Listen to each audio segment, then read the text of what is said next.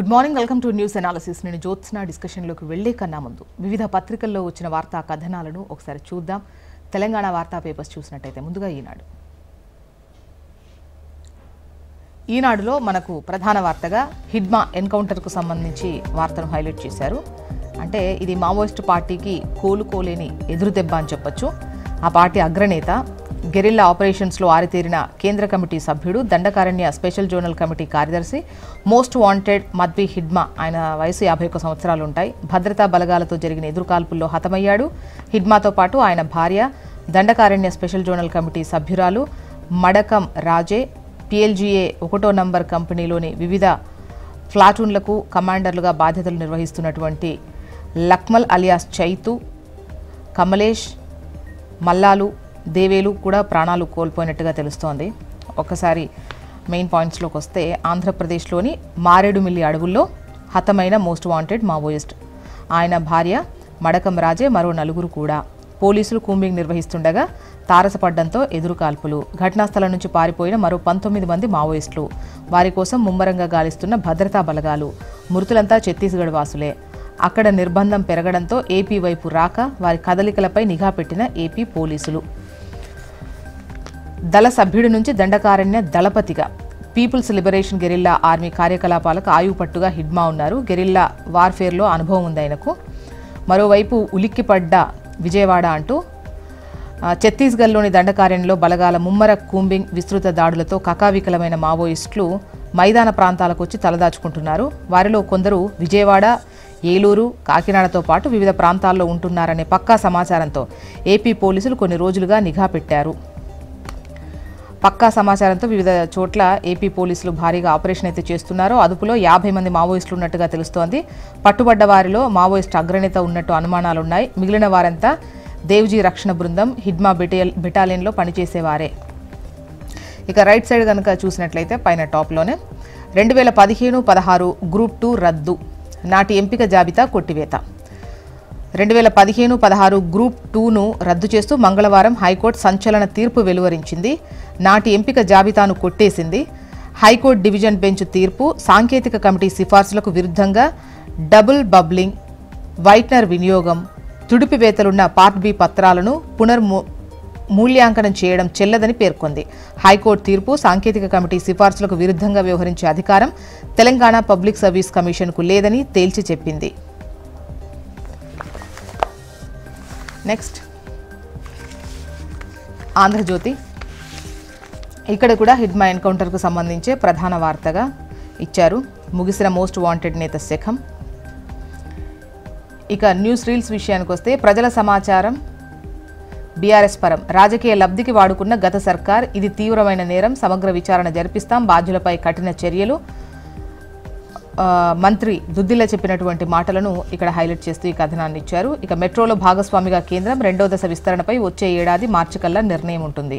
2019 నాటి గ్రూప్ 2 ఫలితాలు రద్దు. ఇవన్నీ న్యూస్ రీల్స్లో చూడండి. నెక్స్ట్ నమస్తే తెలంగాణ. ఇక్కడ మార్కెట్ బాట రైతుకు బాసట, ఎకరానికి 13 క్వింటాళ్ల పత్తి కొనాల్సిందే అంటున్న కేటీఆర్. తేమ ఉన్నా, రంగు మారినా మద్దతు ధరతో కొనాల్సిందే. గోస పెడుతున్న కపాస్ కిసాన్ యాప్ను ఎత్తివేయాలి. వర్షాలతో దెబ్బతిన్న ప్రతి ఎకరానికి 20,000 చెల్లించాలి. విదేశాల నుంచి పత్తి దిగుమతికి బీజేపీ సర్కార్ కుతంత్రం. కాంగ్రెస్కు రాజకీయమే తప్ప రైతు ఫికర్ పట్టిందెప్పుడు. కేంద్ర రాష్ట్ర ప్రభుత్వాల మెడలు వంచేదాకా పోరు అంటున్నారు కేటీఆర్. మార్కెట్ బాటలో బీఆర్ఎస్, రైతులకు నేతల పరామర్శ. బీఆర్ఎస్ పోరు దిగొచ్చిన సర్కార్, పత్తి రైతుల కష్టాలపై ప్రభుత్వాన్ని ప్రశ్నించిన కేటీఆర్, హరీష్ అండ్ బీఆర్ఎస్ నేతలు. జిన్నింగ్ మిల్లులతో ప్రభుత్వం చర్యలు, నేటి నుంచి యథావిధిగా పత్తి కొనుగోళ్లు. అన్నదాత నుంచి కొంతే.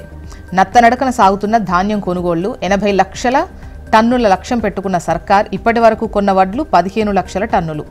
రైతులకు 2,000 కోట్లకు పైగా పెండింగ్. క్షేత్రస్థాయిలో కొనుగోళ్లపై ప్రభుత్వ తీవ్ర నిర్లక్ష్యం ఇది అంటూ ఈ వార్తను హైలైట్ చేసింది నమస్తే తెలంగాణ. అదేవిధంగా కొర్రీలపై సోయా రైతుల కన్నెర, నాణ్యత లేని 2 లారీలు వాపస్, కొనుగోళ్లు ఆపేసిన నిర్వాహకులు. తూకం వేసినాక ఎట్లా తిప్పి పంపుతారు.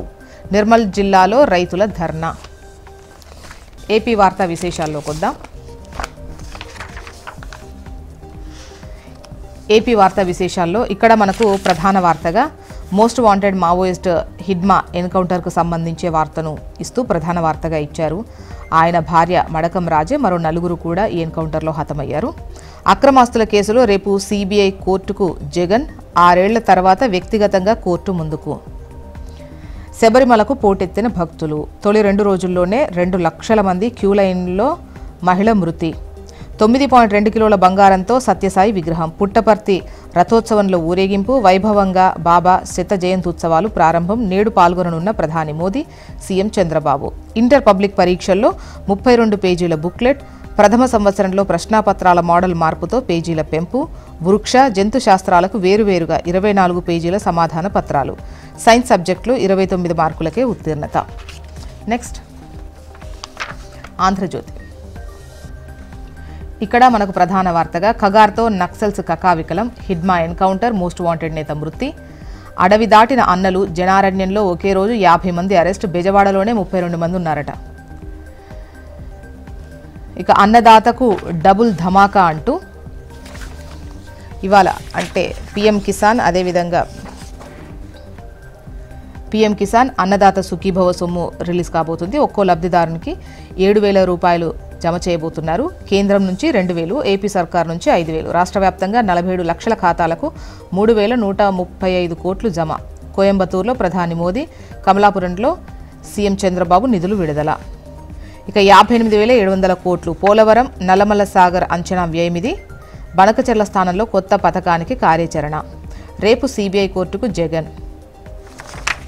నెక్స్ట్ సాక్షి. హిడ్మా ఎన్కౌంటర్కు సంబంధించి ఇక్కడ కూడా మనకు ప్రధాన వార్త. మారేడుమిల్లి అడవుల్లో most wanted. Hidma encounter, Maoist అగ్రనేత, గెరిల్లా దాడుల వ్యూహకర్త మృతి. హిడ్మా భార్య రాజే, మరో 4 మావోయిస్టులు కూడా. కారుమూరి అక్రమ అరెస్ట్ అంటూ బెయిల్ మంజూరు చేసిన తాడిపత్రి ఫస్ట్ క్లాస్ మెజిస్ట్రేట్. ఆయన పెట్టిన కేసుకు సంబంధించి అన్ని బెయిలబుల్ సెక్షన్లే. అరెస్ట్ చేసే ముందు ఆయన్ను ప్రాథమికంగా విచారించాలి. అలా చేయకుండా పోలీసులు ఏకపక్షంగా వ్యవహరించారు. 3 రోజుల తర్వాత రాష్ట్రానికి సీఎం. సిఐ సమ్మిట్ తర్వాత హైదరాబాద్లోనే చంద్రబాబు మకాం. నేడు రాష్ట్రంలో ప్రధాని మోదీ పర్యటన. పుట్టపర్తి శ్రీ సత్యసాయి శతాబ్ది ఉత్సవాలకు హాజరు. ఇవి న్యూస్ రీల్స్లో మీరు చూడొచ్చు. మొత్తానికి ఇవి ఇవాళ వివిధ పత్రికల్లో వచ్చినటువంటి వార్తా కథనాలు. ఇప్పుడు ఒక చిన్న బ్రేక్ తీసుకుందాం. బ్రేక్ తర్వాత డిస్కషన్లోకి వెళ్దాం. Stay tune.